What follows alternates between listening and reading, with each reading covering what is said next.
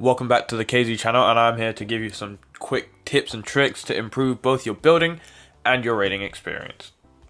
If you care about rank, this tip is for you. Essentially, if you leave a map, you'll get a deduction of 24 to 30 points. However, if you complete it first time or with less deaths, you'll get your reward based on your second performance, or third, depending on how many times you leave, as you can see. You do get the Kamitachi perk effects when you slay the robot. However, obviously, you won't know where to go, but it is a significant speed boost.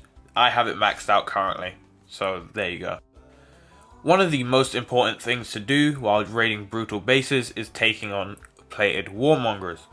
See, this is pretty easy, and my strategy for doing this is go one block high, and they will be baited into attacking, like so, and since they're vulnerable in the back, you stab them in the back while they're in their animation. Hornets force raiders to use ranged weapons. However, if you do not have a ranged weapon in your loadout currently, you can always grapple onto the Hornet after they shoot to pull off an easy kill.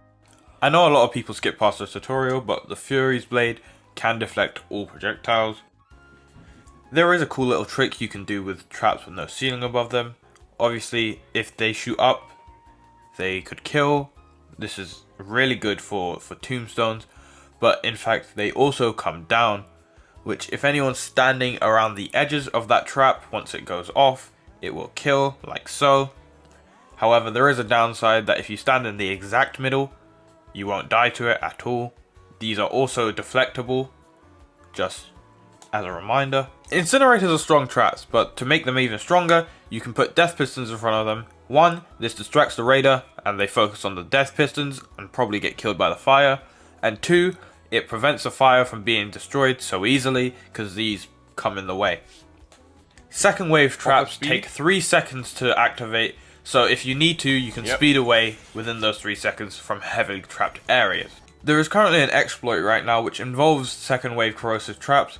These traps allow traps behind them to increase their visual activation range. If you see this, report it. It is not supposed to be used and is negative for the game. There's a couple cool things that you can do with corrosive cubes to traverse them.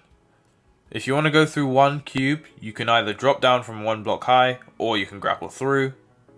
If you want to go through 2 blocks, you need to be 2 blocks high. If you want to go through 3 blocks, you need to be 4 blocks high. If you want to go through 4 blocks, you need to be 6 blocks high. In order to go through 5 blocks, you need to be at least 20 blocks high, and you have to get the right tick of damage. This is extremely inconsistent and it really doesn't make sense to me, but based on my testing earlier, I believe that the corrosive cubes work on tick damage, and so if you land at the right tick, you should survive. Obviously here, you can see I fail a bunch and I get a weird spawn, but this one, start from the exact same spot, I go through 5 and I live. I don't really understand it, but there you go.